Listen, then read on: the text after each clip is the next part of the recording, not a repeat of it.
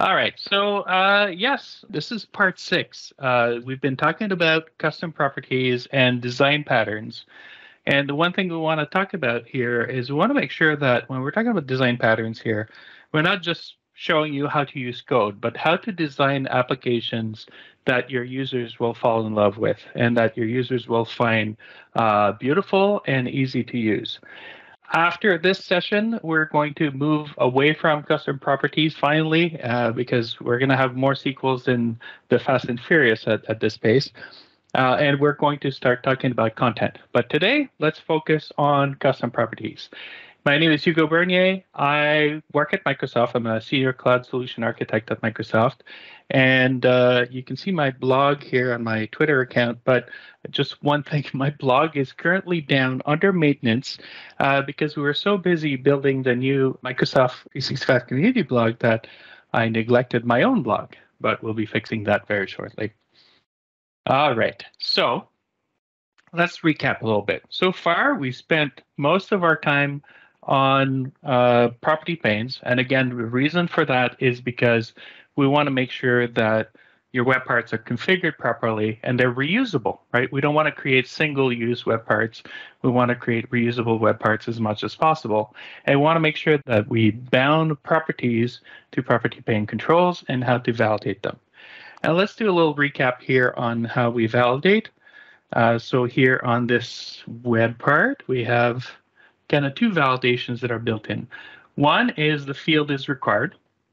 And two is if I put like a really long description, it'll say, hey, it shouldn't be longer than 40 characters. So those are two validations, right? And let's do a little refresher on how we do the code for that. So the first thing that we do is on your web part, so in this case, mywebpart.ts, you have a method called getPropertyPaneConfiguration. And all we need to do is we need to actually pass the individual fields that we want and bind them to the individual properties. And how we get the validation is by passing on getErrorMessage, where we're going to pass it basically a string, and it'll return a string. And a string, if the string is empty, it means there's no error message. If the string has something, it means there's an error, and it will be displayed. So the validate description is very simple, right? And it's probably not the best code here, but again, I was trying to make it as simple as possible. The first thing is if the value is null, or if it's been trimmed and it's null, then we say, please provide a description. If the value is greater than 40, or the length of the value is greater than 40, we say, hey, please don't make it too long. And then if else, we just return nothing.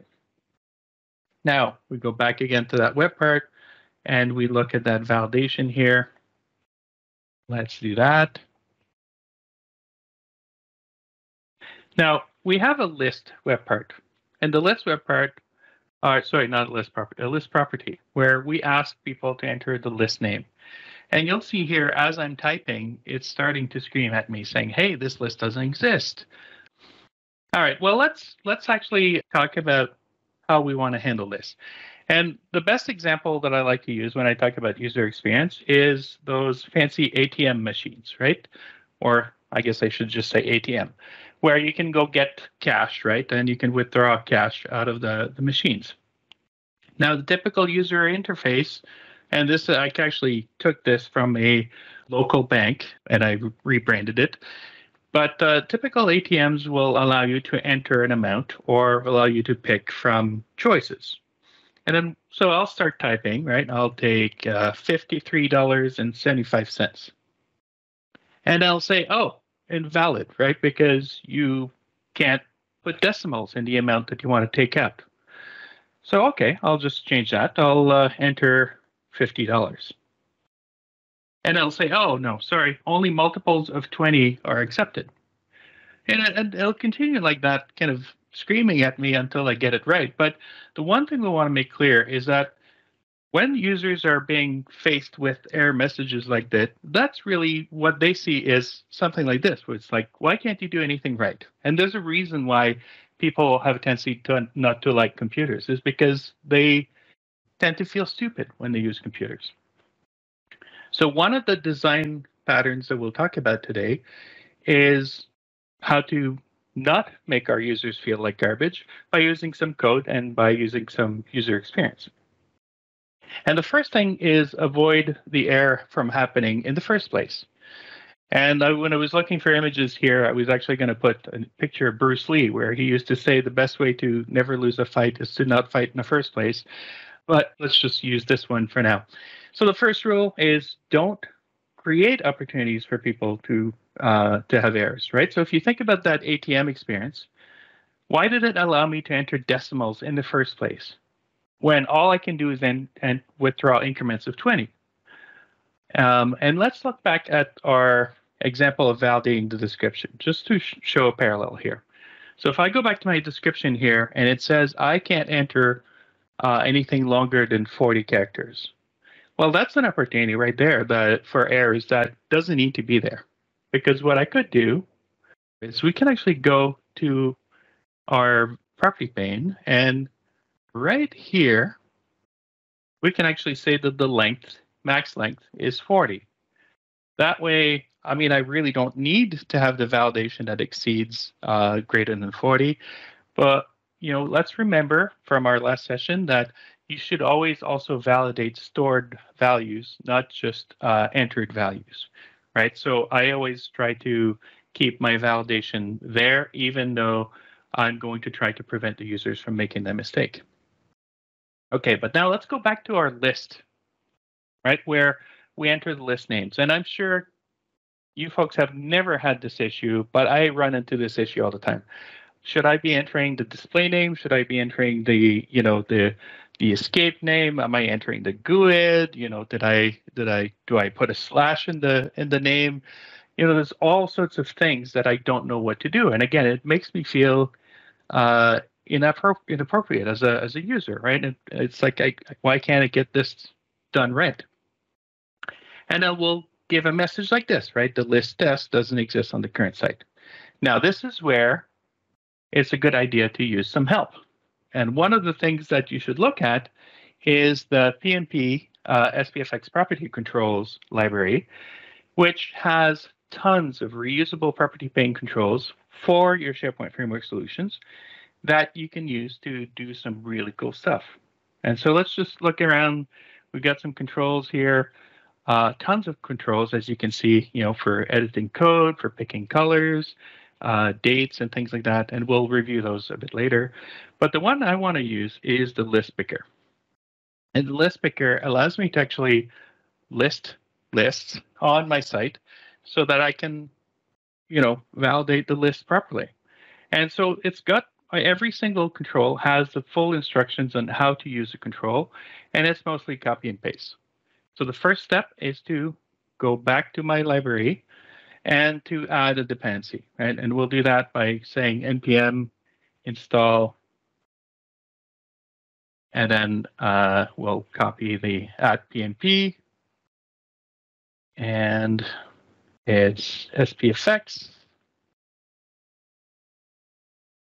I usually type way faster. Property controls. All right.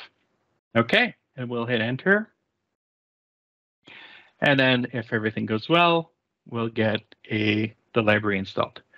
Now, we go back to our web part, and we'll actually just need to add a new import just so that this web part knows how to use the property field list picker. And we'll also add a property because we need to store our list.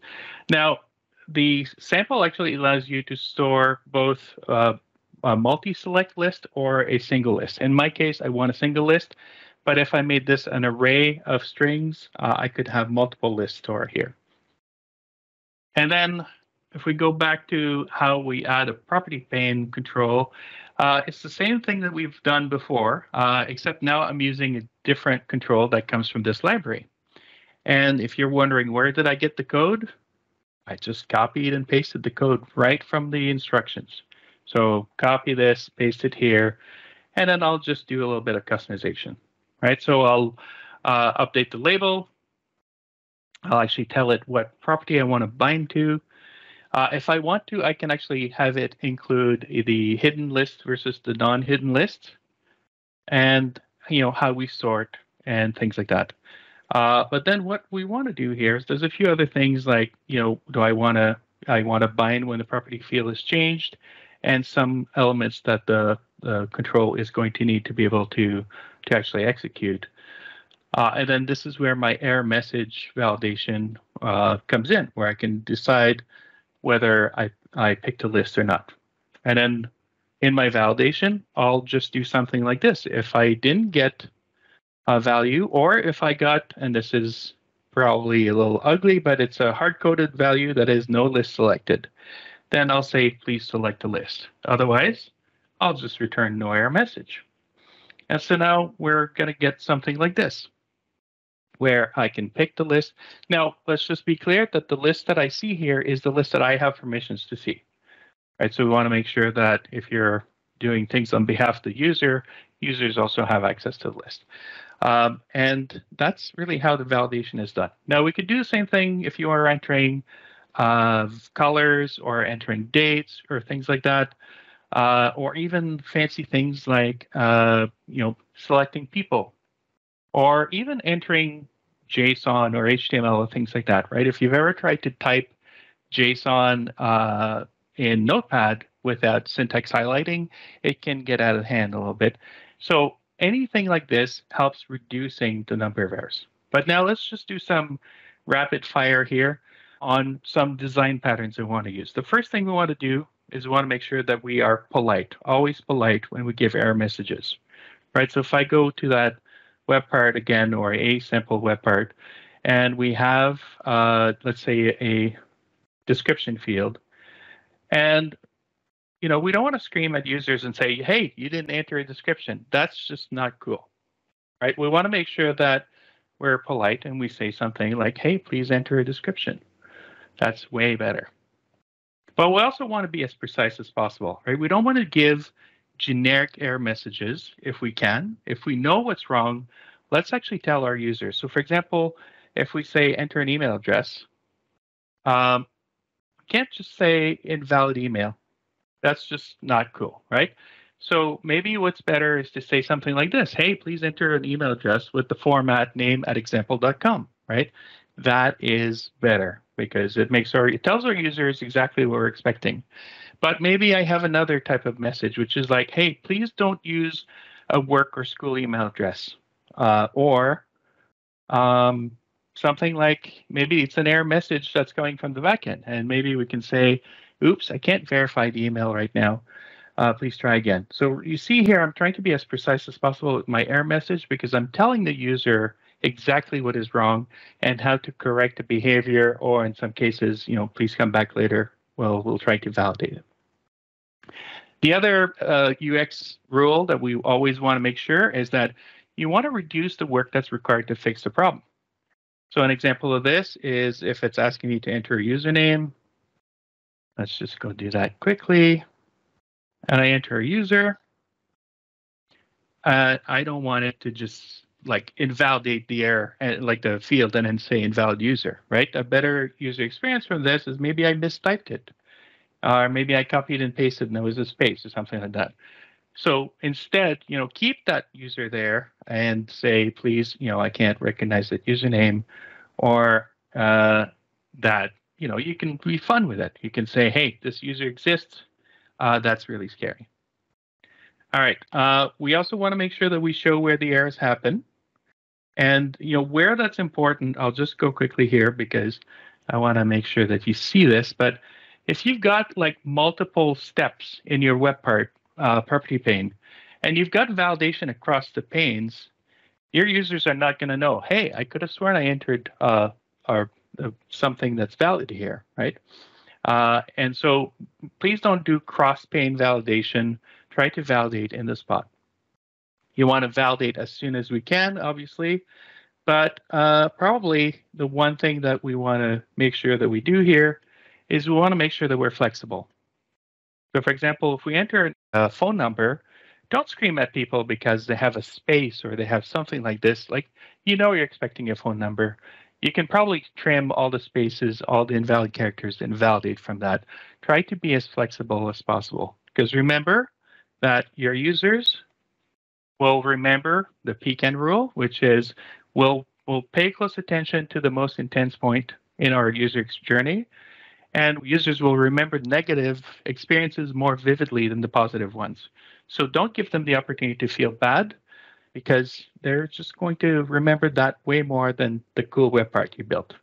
And more importantly, be careful with your error messages, because this is a real site. You don't want error messages like this where you reveal bad information. All right, that's it for me. Thank you, everyone. Next time, we'll talk about web part content. All right, thank you, Hugo, for that.